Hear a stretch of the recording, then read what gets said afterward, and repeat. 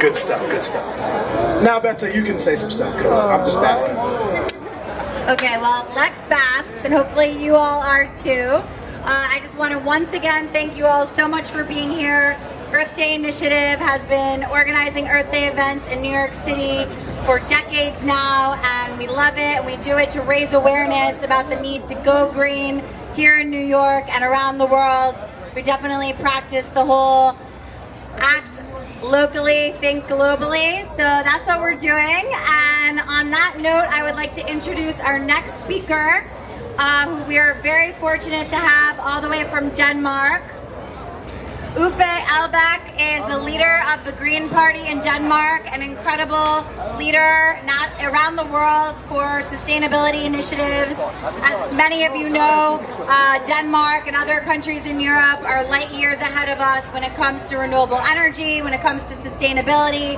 So we have a lot to learn, and we are so honored and delighted that Uffe could join us here today. So thank you so much for coming. Thank you. And it's so nice to be in New York today, and my task is two things. One is to give you a big green hug from Copenhagen. So from my heart to you guys, a big green hug from Copenhagen to New York. And later, after a few reflections, I would like to introduce you to a Danish artist, Jakob Fuglesang, who's going to take some of you on a bike ride, the Polar Bear CO2 ride through Manhattan. I'll come back to that in a few minutes.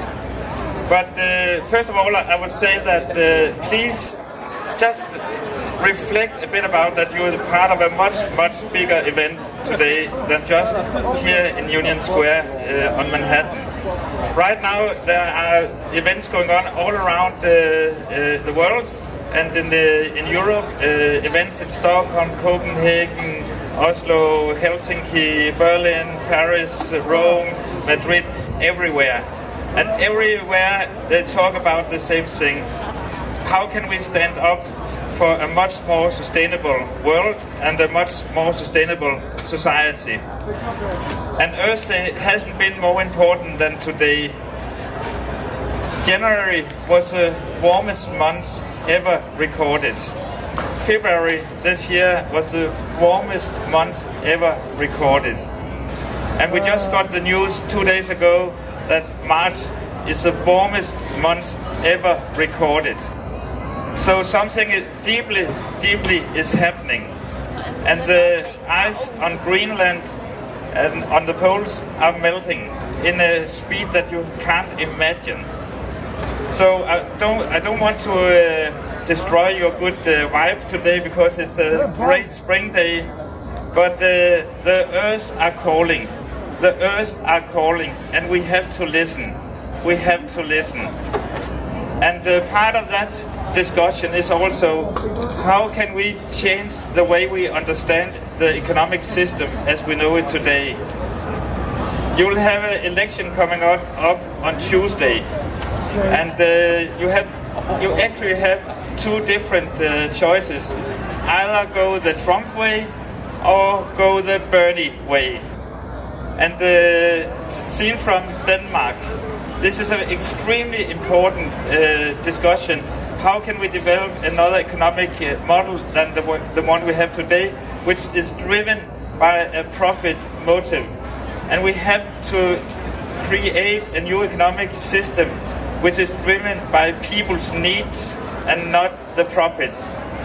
So I hope that when you enjoy the weather today, enjoy each other, please reflect about what is happening in the world, and not only here in the US, but also in Europe and many other places.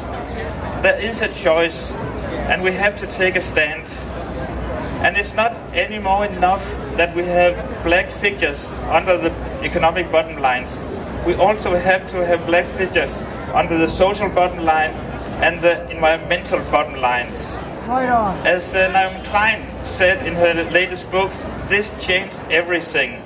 This changed everything. Right. And in her opinion, the climate crisis changed everything. The way we understand production, the way we understand work, the way we understand society and communities. And we have we have to dare to imagine a radical other future. So how does that radical other future looks like? And just to share at the end here, just a little, a personal reflection, how it is when you don't have the right words, the right language to describe this radical other future.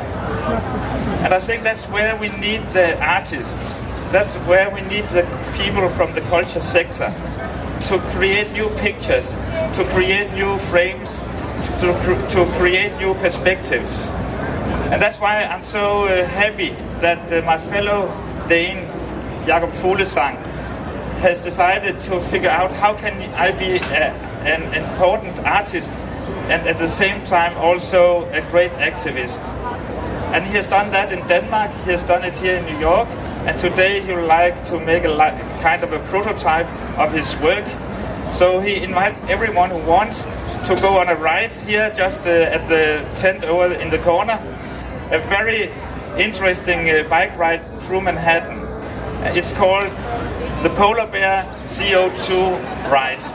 And as you can see, there are some quite cool and sexy beers over there. So please join the ride in just 10 minutes time.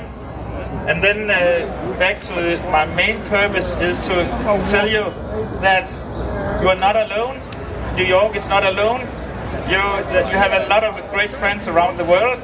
So I want to bring you the biggest green hops from Denmark, from Copenhagen to New York.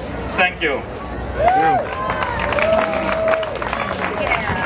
Thank you, Uffe Elbæk, the leader of the Gren Party of Denmark, here to deliver a message of hope and unity, and that we are literally one planet. We're facing the same climate crisis, and we can turn things around, and we have to believe that, and that's why we're here today.